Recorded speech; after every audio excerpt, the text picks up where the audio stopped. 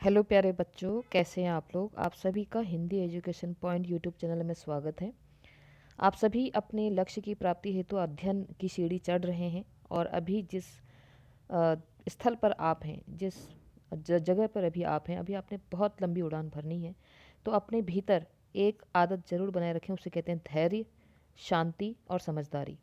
समझदारी को हम विवेक भी कह सकते हैं, धैर्य को हम हर चीज़ सहने की क्षमता भी कह सकते हैं और हर चीज़ समझने के लिए एक धीरज भी कह सकते हैं। ये आजकल की युवा पीढ़ी में सबसे कम है, इसलिए सबसे अधिक इन बातों का ध्यान रखें।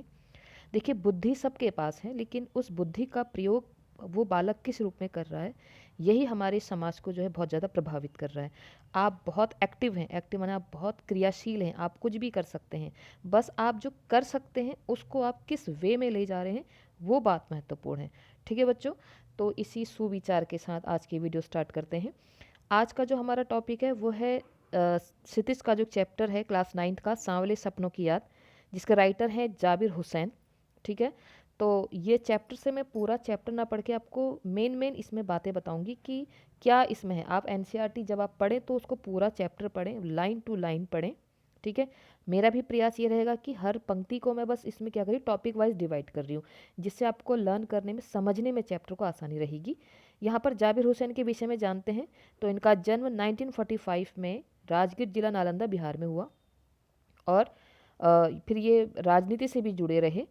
अपने लंबे राजनीतिक सामाजिक जीवन के अनुभवों में उपस्थित आम आदमी के संघर्षों को उन्होंने अपने साहित्य में प्रकट किया है।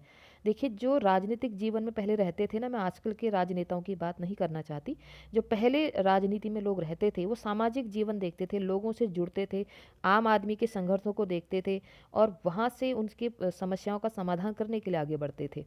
तो इन्होंने उस दृश्य को देखा और उस समस्या का समाधान, या कहें उसमें आवाज़ उठाना, या कहें अब उसमें अपने वक्तव्य लिखना, इन्होंने अपनी रचनाओं में किया। इनकी बहुत जो है डायरियाँ प्रसिद्ध हैं। आप जानते हैं डायरी लेखन क्या होता है। डायरी विधा में इनको बहुत महत्वपूर्ण माना जाता है। जैसे हम रेखाचित्र और संस्मरण में हम महादेवी वर्मा का नाम लेते हैं, कहानी और उपन्यास में प्रेमचंद जी का नाम लेते हैं, वैसे ही नाटक और उसमें जयशंकर प्रसाद जी का नाम लेते हैं, वैसे ही डायरी विधा में जाबिर हुसैन का नाम लिया जाता है।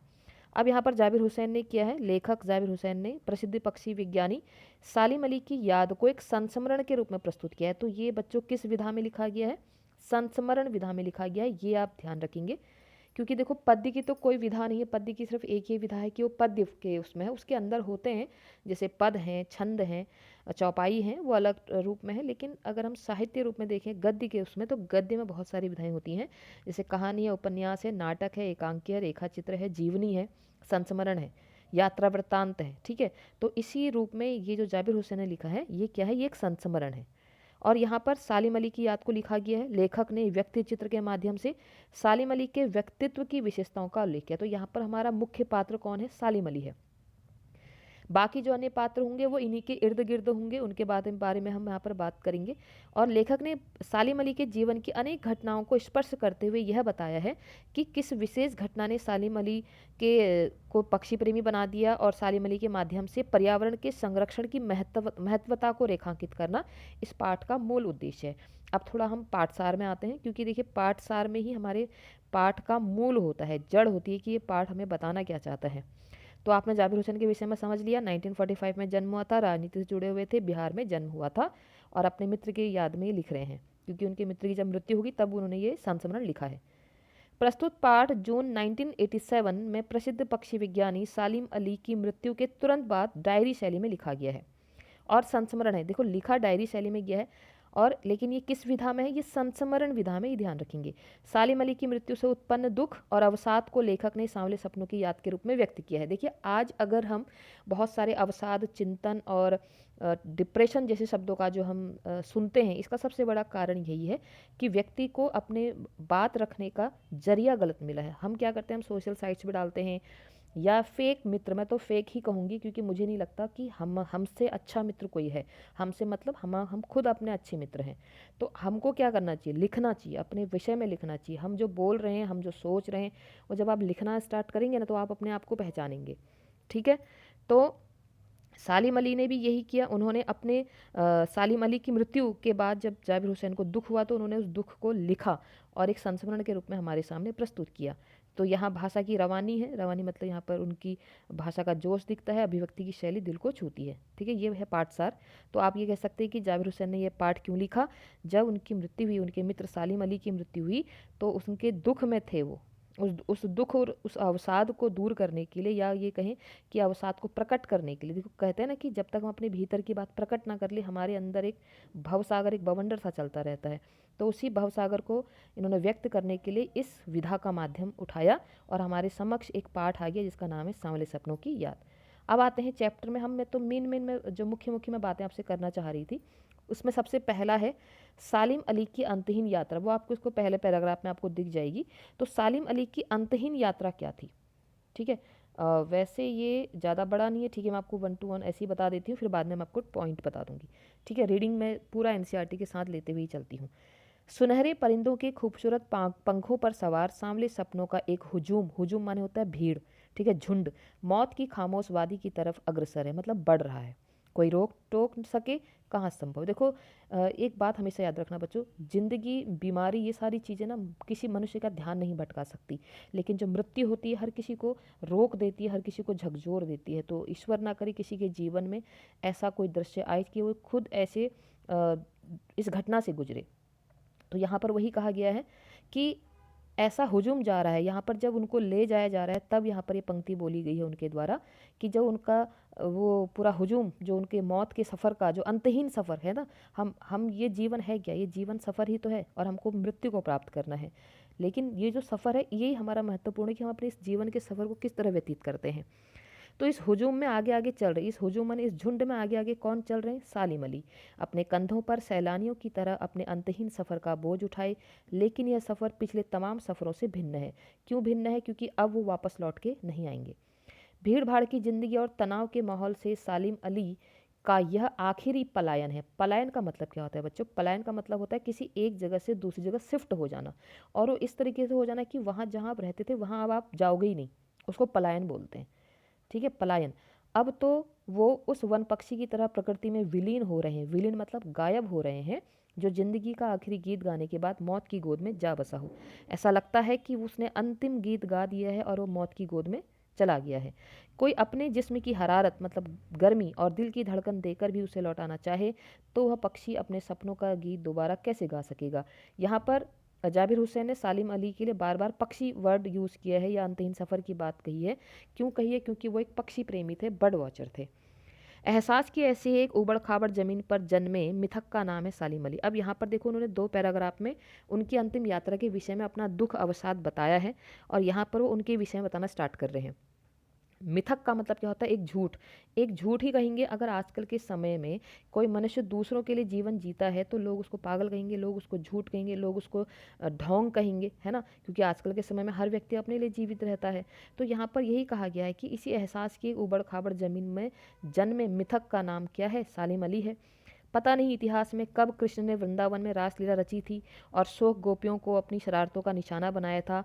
कब माखन भरे भांडे फोड़े थे, भांडे माने बर्तन, और दूध छाली से अपने मुंह भरे थे। कब वाटिका में छोटे छोटे किंतु घने पेड़ों की छां में विश्राम किया था। कब दिल की धड़कनों को एकदम से तेज कर देने वाले अंदाजे बंसी बजाई थी। और पता नहीं कब वृंदावन की पूरी दुनिया संगीतमय हो गई थी। पता नहीं ये सब कब हुआ था। देखिए, आज हम किसी भी धर्म से जुड़े हों तो हमारे धर्म में कोई ऐसे पवित्र स्थल होते हैं जहाँ जाकर हमें बड़ी शांति प्रतीत होती है, या हमसे कहा जाता है कि यहाँ पर हमारे ये भगवान ने निवास किया था, यहाँ पर ये किया था, यहाँ पर वो किया था।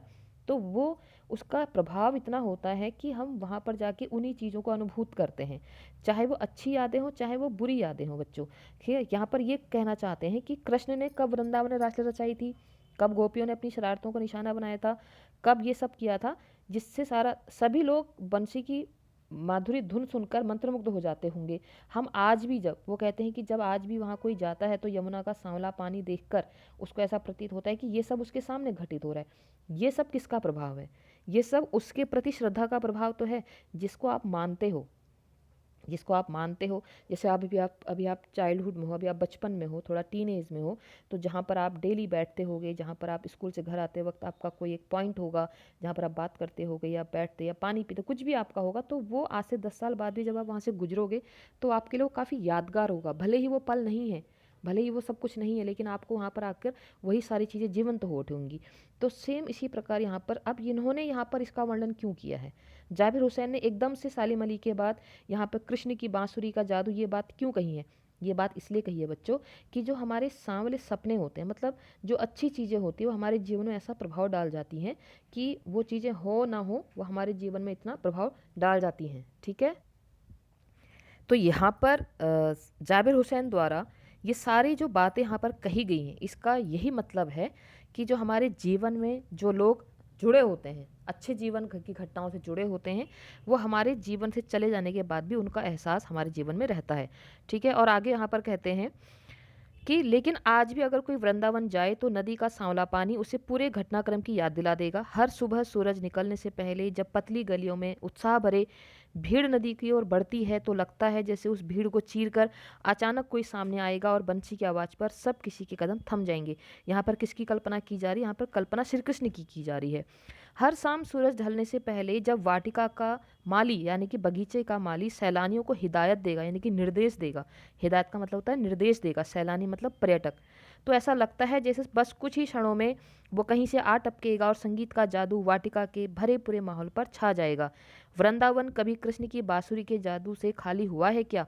अब देखो यहाँ पर उनका कहने का अर्थ यह है कि वृंदावन मतलब कृष्ण, मथुरा मतलब कृष्ण। ठीक है, तो जैसे कोई स्थान, अब हम बात करते हैं जैसे स्वर्ण मंदिर की बात करते हैं, गुरु नानक जी, मतलब हर कोई स्थान किसी ना किसी के बिना अधूरा है। तो यहाँ पर अगर हम पक्षी की बात करें, प्रकृति की बात करें, पर्यावरण की बात करें, तो उनको पूर्ण करने वाले कौन है? सालिम अली हैं। तो बच्चों ये पैराग्राफ डालने का मतलब यहाँ पर क्या है कि हमें लेखक ये समझाना चाह रहे हैं जिस प्रकार वृंदावन में कृष्ण की बांसुरी का जादू कभी खाली नहीं, मतलब उसके सिवा और उस चीज़ को कोई नहीं भर सकता, उसी प्रकार पक्षियों के प्रकृति के रूप में जो कार्य सालिम अली ने किए हैं उनके विषय वो सेम उसी के बराबर है। ठीक है, आगे बढ़ते हैं। मिथकों की दुनिया में इस सवाल का जवाब तलाश करने से पहले एक नज़र कमज़ोर काया वाले उस व्यक्ति पर डाली जाए जिसे हम सालिम अली के नाम से जानते हैं। काया माने शरीर, देह माने शरीर, तन माने शरीर। ठीक है, तो कमज़ोर शरीर वाले किसकी बात हो रही है? सालिम अली की बात हो रही है। उम्र को सती तक पहुंचने में थोड़े ही दिन तो बचे थे, सती मतलब 100। संभव है लंबी यात्राओं की थकान ने उनके शरीर को कमज़ोर कर दिया हो और कैंसर जैसी जानलेवा बीमारी उनकी मौत का कारण बनी हो। देखो अभी तक हमने बात करी कि उनकी मृत्यु हो चुकी, तो हमें यही पता चला कि सालिम अली की मृत्यु किससे हुई? कैंसर से हुई। लेकिन अंतिम समय तक मौत उनकी आंखों से वह रोशनी छीनने में सफल नहीं हुई जो पक्षियों की तलाश और उनकी हिफाजत के प्रति समर्पित थी। हिफाजत माने होता है रक्षा, सुरक्षा करना। ठीक है, आपने एक नादान दोस्त चैप्टर पढ़ा होगा छोटी क्लासेस में, तो वहाँ पर भी बच्चे क्या करना चाहते थे? पक्षियों की रक्षा करना चाहते थे, लेकिन नादान ही कर बैठे। हाँ, नादान दोस्त उस कहानी का नाम है और शायद प्रेमचंद ही उसके लेखक हैं, शायद नहीं है, प्रेमचंद ही उसके लेखक हैं। तो यहाँ पर देखिए क्या कह रहे हैं, हम कहते हैं ना बुढ़ापा, जवानी, बचपना, ये हमारे भीतर की जो अवस्थाएं हैं, जो हमारी शारीरिक अवस्थाएं हैं, ये सब कुछ डिपेंड करती है हमारी विल पावर पे, इच्छा शक्ति पे। तो यहाँ पर देखो लेखक कहते हैं कि इतनी आयु होने के बाद भी उनकी रोशनी वह छीनने में सफल नहीं रही, मतलब उन्होंने वो तलाश नहीं छोड़ी, इतने वृद्ध होने के बाद भी पक्षियों की तलाश में जाते रहे और उनकी हिफाजत के लिए, उनकी सुरक्षा के लिए समर्पित रहे। सालिम अली की आंखों पर चढ़ी दूरबीन उनके मौत के बाद ही तो उतरी थी, है ना। मतलब इस ये लाइन अपने आप में पूर्ण वाक्य है कि सालिम अली की आंखों पर चढ़ी दूरबीन, अर्थात जो दूरबीन वो हमेशा पक्षियों की तलाश के लिए निकल पड़ते थे सुबह से शाम तक, वो दूरबीन मतलब वो उनके अंत समय आने तक उनके पास रही, यानी कि मरते दम तक उन्होंने पक्षियों की हिफाजत के लिए काम किया। उन जैसा बर्ड वाचर शायद ही कोई हुआ हो, लेकिन एकांत क्षणों में सालिम अली बिना दूरबीन भी देखे गए हैं। अब हमें एक बात और पता चली कि सालिम अली क्या थे? बर्ड वाचर थे, और बर्ड वाचर का मतलब क्या होता है? पक्षियों की देखभाल करने वाला। दूर क्षितिज तक फैली जमीन और झुके आसमान को छूने वाली उनकी नज़रों में कुछ कुछ वैसा ही जादू था जो प्रकृति को अपने घेरे में बांध लेता है। सालिम अली उन लोगों में थे जो प्रकृति के प्रभाव में आने के बजाय प्रकृति को अपने प्रभाव में लाने की कायल होते हैं। ठीक है, प्रकृति को अपने प्रभाव में लाने की कायल, कायल मतलब शौकीन होते हैं कि वो क्या चाह रहे हैं कि प्रकृति को अपने प्रभाव में लाए। देखो प्रकृति को हम भी अपने प्रभाव में ला रहे हैं, हम कैसे ला रहे हैं? हम पॉल्यूशन कर रहे हैं, हम प्रदूषण कर रहे हैं, है ना। हमें प्रकृति को अपने प्रभाव में तब लाना होता है जब हम उसके नेचर को, अभी हमने ग्रामश्री चैप्टर पढ़ा था, तो जब हम उसकी सुंदरता को बनाए रखें, तब हम उसके प्रभाव में आए हैं ना, तब हमने उसको अपने प्रभाव में ला रखा है। हम कितनी ही कैसी परिस्थितियाँ क्यों ना हो, हम प्रकृति को उसकी जो उसकी ताकत है, जो उसका ज़िंदगी है, जो उसका जीवन है, उसमें बनाए रखें, तब हम उसके मतलब हमने अपने द्वारा प्रकृति को अपने प्रभाव में लाए। लेकिन नहीं, उनके लिए प्रकृति में हर तरफ एक हंसती खेलती रहस्य भरी दुनिया पसरी थी। आपने ये चैप्टर हेलन केलर का भी एक चैप्टर पढ़ा होगा, तो वो भी ये कहती हैं कि जो लोग देखते हैं वो वास्तव में बहुत कम देखते हैं, है ना। ये लाइन अपने आप में बहुत बड़ी थी, क्योंकि हेलन केलर देख नहीं सकती थी, लेकिन उसके बाद भी उन्होंने नेचर के विषय में जो जो लिखा है वो हम देखने वाले नहीं लिख सकते। क्यों? क्योंकि हमारी नज़र उस प्रकृति के सुंदरता की तरफ बढ़ती ही नहीं है। तो जबकि सालिम अली के लिए ऐसा था कि प्रकृति के हर तरफ हंसती खेलती एक रहस्य भरी दुनिया है। यह दुनिया उन्होंने बड़ी मेहनत से अपने लिए गढ़ी थी, मतलब बनाई थी। इसके गढ़ने में उनकी जीवन साथी तहमीना ने काफ़ी मदद पहुंचाई थी। अब बात आती है कि उनकी जीवन साथी यानी कि उनकी पत्नी का नाम क्या था बच्चों? तहमीना था। तहमीना स्कूल के दिनों में उनकी सहपाठी थी, मतलब स्कूल में उनकी क्लासमेट थी। अपने लंबे रोमांचकारी जीवन में ढेर सारे अनुभवों के मालिक सालिम अली एक दिन केरल की साइलेंट वैली को रेगिस्तानी हवा के झोंकों से बचाने का अनुरोध लेकर चौधरी चरण सिंह से मिले। ये भी बहुत महत्वपूर्ण टॉपिक है कि वो किससे मिले? पर्यावरण की रक्षा करने के लिए। अब पर्यावरण की रक्षा क्या थी? साइलेंट वैली, केरल की शांत घाटी को रेगिस्तानी हवा के झोंकों से बचाने का अनुरोध लेकर किसके पास गए? उस समय जो प्रधानमंत्री यानी कि तत्कालीन प्रधानमंत्री चौधरी चरण सिंह उनसे मिले। चौधरी साहब भी गांव की मिट्टी पर पड़ने वाली पानी की पहली बूंद का असर जानने वाले नेता थे, मतलब वो भी गांव से मिट्टी से जुड़े हुए नेता थे। तो जब उन्होंने पर्यावरण के संभावित खतरों का चित्र सालिम अली के द्वारा सुना तो उनकी आंखें भी नम हो गई। आज सालिम अली नहीं है, चौधरी साहब भी नहीं है, कौन बचा है जो अब सौंधी माटी पर उगी फसलों के बीच एक नए भारत की नींव रखने का संकल्प लेगा? कौन बचा है जो अब हिमालय और लद्दाख की बर्फीली ज़मीनों पर जीने वाले पक्षियों की वकालत करेगा? है ना। देखिए, आपने जैसे 2.0 अक्षय कुमार की एक मूवी देखी होगी, उसमें क्या बताया गया था कि जो टावर्स हैं इससे जीव जंतुओं को कितना चिड़ियों को, मतलब स्पेशली बर्ड्स को कितना नुकसान हो रहा है। ये कौन सोच सकता है? हम इसमें गवर्नमेंट स्कीम दे देती है, गवर्नमेंट कहें या प्राइवेट सेक्टर जो भी ये टावर लगाते हैं इसकी स्कीम दे देगी कि आपको 10,000 रुपये महीना मिलेगा, आपको जॉब मिलेगी। तो लालच, इंसान मनुष्य इतने इतने लालच में पैसे की तरफ बढ़ रहा है कि नेचर के साथ अपना भी नुकसान कर रहा है। इसको पता ही नहीं कि रेडिएशन जो पशु पक्षियों के लिए हानिकारक है वो हमारे लिए कितना हानिकारक है ना। तो वही बात यहाँ पर कही गई है। सालिम अली ने अपनी आत्मकथा का नाम रखा था fall of a sparrow. Underline करेंगे, इसको भी समझेंगे। उनकी आत्मकथा का नाम क्या था? Fall of a sparrow. मुझे याद आ गया, D.H. लॉरेंस की मौत के बाद लोगों ने उनकी पत्नी फ्रीडा लॉरेंस, अब यहाँ पे D.H. लॉरेंस का एग्जाम्पल क्यों दिया बच्चों? ये एक अंग्रेजी साहित्यकार है जो सालिम अली के समान पक्षी प्रेमी है। तो जब उनकी मृत्यु हुई तो लोगों ने उनकी पत्नी फ्रीडा लॉरेंस से अनुरोध किया कि वह अपने पति के विषय में कुछ लिखें। फ्रीडा चाहती तो ढेर सारी बातें लॉरेंस के बारे में लिख सकती थी, लेकिन उसने कहा कि मेरे लिए लॉरेंस के बारे में कुछ लिखना असंभव सा है। मुझे महसूस होता है कि मेरी छत पर बैठने वाली गौरैया लॉरेंस के बारे में ढेर सारी बातें जानती है। इसका मतलब क्या है? इसका मतलब वो ये कहना चाहती हैं कि उनका जीवन भी, D.H. लॉरेंस का जीवन भी किसके लिए बीता? पक्षियों के लिए बीता। तो समय जब उनके साथ अधिक बीता है तो मुझसे ज़्यादा कौन उनके विषय में ज़्यादा जानती है? चिड़ियाँ ज़्यादा जानती हैं, ठीक है। वो सचमुच इतना खुला खुला और सादा दिल आदमी था। मुमकिन है लॉरेंस मेरी रगों में, मेरी हड्डियों में समाया हो, लेकिन मेरे लिए कितना कठिन है उसके बारे में अपने अनुभवों को शब्दों का जामा पहनाना, मतलब कपड़े पहनाना। मतलब ये देखो, मुहावरों का प्रयोग किया गया है। शब्दों का जामा पहन मतलब कि अपने अनुभव को शब्दों के रूप में ढालना, या मैं कहूँ कि मैं आपसे जो कहना चाहती हूँ उनको शब्दों का रूप देना मेरे लिए कितना कठिन है। तो वही बात, मतलब आप कह समझ सकते कि यहाँ पर भाषा का कैसा प्रयोग है? मुहावरों का प्रयोग है। मुझे यकीन है मेरी छत पर बैठी गौरैया उसके बारे में और हम दोनों के ही बारे में मुझसे ज़्यादा जानकारी रखती है। तो ये फ्रीडा लॉरेंस का कहना था D.H. लॉरेंस के विषय में। यहाँ पर इनका जिक्र इसलिए किया गया है बच्चों क्योंकि ये भी पक्षी प्रेमी थे। जटिल प्राणियों के लिए सालिम अली हमेशा एक पहेली बने रहेंगे। जटिल मतलब हम जैसे कठिन प्राणियों के लिए, जो सिर्फ हम अपना पेट भरने, अपनी आवश्यकताओं को पूर्ण करने और अपने ही लिए ही जीते हैं, हम जैसों के लिए सालिम अली एक पहेली बन के रहेंगे। पहेली मतलब हम जिनको समझ ही नहीं पाए, है ना। आप खुद सोचिए, अगर आपके आस पड़ोस में कोई ऐसा व्यक्ति हो जो सुबह उठकर जो मतलब चारों तरफ ऐसे आवारा पशुओं को खाना खिलाने के लिए आपसे मांग रहा हो कुछ, या दिन भर उनके पीछे लगा, आप कहोगे ये देखो घर छोड़ के कहाँ आवारा पशुओं के पीछे लगा है ना। तो किसी को फ़ोन करो और भेज दो ना, आवारा तुम क्यों लगे हो उसके पीछे? समझ में आ रहे? तो ऐसा लोग जब कोई करता है तो वो हम जैसे जटिल प्राणियों के लिए पहेली बन के ही रहते हैं। तो इन्होंने भी कुछ ऐसा ही किया था। बचपन के दिनों में अब उनके उस पक्षी प्रेमी बनने के पीछे की घटना पे जाते हैं। बचपन के दिनों में उनकी एयरगन से घायल होकर गिरने वाली नीलेकंठ की वह गौरैया सारी जिंदगी उन्हें खोज के नए नए रास्तों की तरफ ले जाती रही। देखो बच्चों, अभी जिस आयु में आप लोग हैं, मैं इसलिए आपसे कहती हूँ कि अच्छा देखें, अच्छा सोचें। और अब जो हो रहा है आगे, हम उसको नहीं बदल सकते।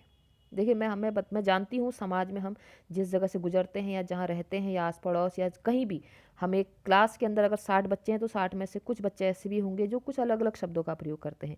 लेकिन वो बातें हम तक कितना इफ़ेक्ट करती हैं, हमारे अंदर भी तो कुछ विवेक होना चाहिए ना। तो अपने भीतर इतना विवेक जरूर रखें कि किन बातों की तरफ ध्यान देना है, किन बातों को एक कान से सुन के दूसरे कान से निकाल देना है। तो इतना आपको बनना है, सही बनना है, ठीक है। तो ऐसा उनका बचपन, इसलिए मैं कह रही हूँ क्योंकि बचपन की जो घटनाएं होती हैं वो हमारे जीवन में भविष्य का बहुत बड़ा निर्माण करती हैं। देखिए, अगर आप अभी 10th में जाके पढ़ेंगे मनु भंडारी वाला चैप्टर, तो मनु भंडारी जो थी ना, बचपन थोड़ा सांवली थी। तो उनके पिता ही उससे उस रंग का भेद करते थे, पता है।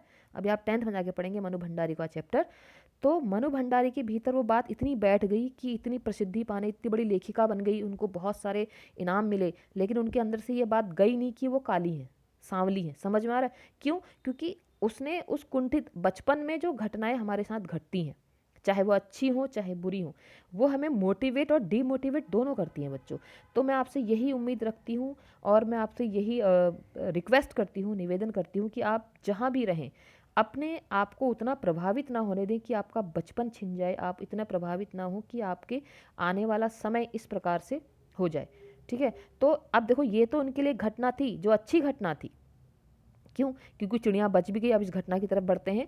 बचपन के दिनों में उनकी एयरगन से घायल होकर गिरने वाली नीलेकंठ की वह गौरैया सारी जिंदगी उन्हें नए नए रास्ते की खोज तरफ ले जाती रही। जिंदगी की ऊंचाइयों में उनका एक विश्वास एक क्षण के लिए डिगा नहीं, मतलब हिला नहीं, मतलब उनका जो विश्वास था वहां से डगा नहीं। डिगा नहीं का मतलब होता है पीछे नहीं हटना।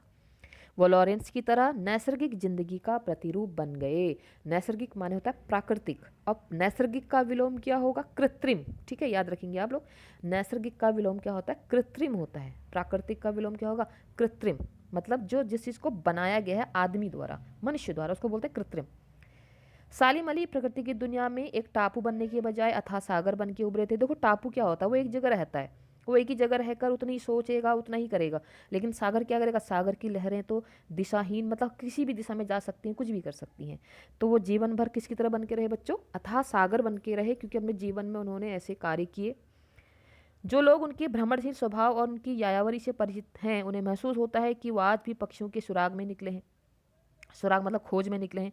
भ्रमणशील स्वभाव मतलब देखो, पक्षी हमारे घर के भीतर तो आएगा नहीं, उसको ढूंढने के लिए हमें नेचर के नज़दीक, प्रकृति के नज़दीक जाना पड़ेगा। तो भ्रमणशील स्वभाव के थे। यायावरी मतलब भी होता है घुमक्कड़। यायावरी का अर्थ क्या होता है बच्चों? घुमक्कड़। तो जो जिनको पता है कि वो सुबह से शाम तक पक्षियों की खोज में चले जाते थे, तो उनको लगता है कि बस अभी गले में लंबी दूरबीन लटकाए अपने खोजपूर्ण नतीजों के साथ लौट आएंगे। जब तक वो नहीं लौटते, क्या उन्हें गया हुआ मान लिया जाए? मेरी आंखें नम हैं, सालिम अली तुम लौटोगे ना? ठीक है। तो यहाँ पर अंतिम अंतिम पंक्तियों में जाबिर हुसैन ने अपना दुख भी प्रकट किया है। उनको उम्मीद है कि लगता है मुझे कि तुम कहीं गए नहीं हो, बस तुम पक्षियों की खोज में गए हो और अभी थोड़ी देर में कोई ना कोई नया सुराग लेकर, कोई नई खोज कर कर आओगे, गले में दूरबीन लटकी होगी और तुम वापस आ जाओगे। ये दुख भरा एक उनका मतलब एक क्षण था जो उन्होंने यहाँ पर हमारे सामने प्रकट किया। अब आते हैं, आप चैप्टर समझ गए होंगे, थोड़े पॉइंट समझते हैं, ठीक है। पहला, सालिम अली की अंतहीन यात्रा, जो हमने पहले पैराग्राफ में देखा कि उनकी मृत्युशैया की जब बात हो रही है। दूसरा है सालिम अली का पक्षी एवं प्रकृति प्रेम, उन्होंने पक्षियों की खोज करी, दूरबीन टांगते थे और फॉल ऑफ स्पैरो आत्मकथा लिखी, ठीक है, ये याद रखेंगे। कृष्ण की बांसुरी का जादू, ये क्यों दिया गया आप सभी जानते हैं, क्योंकि जिस प्रकार वृंदावन कृष्ण की बांसुरी से पीछे नहीं हट सकता या उसके बिना अधूरा है, उसी प्रकार पक्षी सालिम अली के बिना अधूरे हैं। सालिम अली का विशाल व्यक्तित्व कैसा था? वो 100 वर्ष तक जीवित रहे, लंबी लंबी यात्राएं की और इतना कैंसर जैसे असाध्य रोग से पीड़ित होने के बाद भी उन्होंने अंतिम सांस तक क्या करा? पक्षियों की खोज करी और प्रकृति से प्रेम करा, प्रकृति की देखभाल करने की कोशिश करी। उसमें उनकी पत्नी तहमीना ने योगदान दिया। अब उसके बाद क्या किया? पूर्व प्रधानमंत्री से मुलाकात की, यानी कि तत्कालीन प्रधानमंत्री जो थे 14 उनसे मुलाकात की। वो भी किसके लिए की? पर्यावरण, जो साइलेंट वैली वाला किस्सा यहाँ पर था, वो है पॉइंट। अगला है लॉरेंस का संस्मरण। यहाँ पे लॉरेंस को क्यों याद किया गया भाई? लॉरेंस को इसलिए किया गया क्योंकि लॉरेंस भी उनके समान ही क्या थे, पक्षी प्रेमी थे, और वो भी नैसर्गिक जीवन के प्रतिरूप, मैंने बताया था ना आपको, प्रतिरूप माने मॉडल थे। तो यहाँ पर उनका भी जिक्र है, जिनकी पत्नी का नाम फ्रिडा लॉरेंस है, जिन्होंने यहाँ पर चिड़िया का एग्जाम्पल दिया है। अगला है पक्षी प्रेम बनने की प्रेरणा, मतलब पक्षी प्रेमी बनने की प्रेरणा को कहाँ से मिली? तो बचपन की उनकी घटना जो हमने लास्ट पैराग्राफ में देखा। ठीक है, तो ये इसके पॉइंट थे। प्रश्न देखिए, प्रश्न ऐसे बने कि किस घटना ने सालिम अली के जीवन की दिशा को बदल दिया? अभी हमने पढ़ा। सालिम अली ने पूर्व प्रधानमंत्री के सामने पर्यावरण से संबंधित किन संभावित खतरों का चित्र खींचा जिससे उनकी आंखें नम हो गई? देखो हमने बात की थी कि चौधरी चरण सिंह भी गांव से जुड़े हुए थे, मिट्टी से जुड़े हुए थे। भाई जब दो एक जैसे लोग मिलते हैं तो अपने आप ही भावनाएं एक सी हो जाती हैं, तो वो उसका आंसर है। लॉरेंस की पत्नी फ्रीडा ने ऐसा क्यों कहा? ये भी आप जानते हैं, अभी हमने पढ़ा। और आशय स्पष्ट करो, तो ये तो आपने अभी आप चैप्टर का एक्सप्लेनेशन सुना है, आप अच्छे से कर सकते हैं। भाषा शैली की बात करते हैं तो हमने अभी बात की थी आपसे, मुहावरेदार भाषा शैली है। ठीक है, कठिन जटिल शब्द भी हम कह सकते हैं, जटिल शब्दों का प्रयोग भी यहाँ पर किया गया है। और उदाहरण शैली का प्रयोग किया, हर जगह एग्जाम्पल दिए हैं। और उर्दू तद्भव और संस्कृत शब्द, संस्कृत के शब्द भी हैं, उर्दू के शब्द हैं, तद्भव शब्द हैं, इनका प्रयोग है।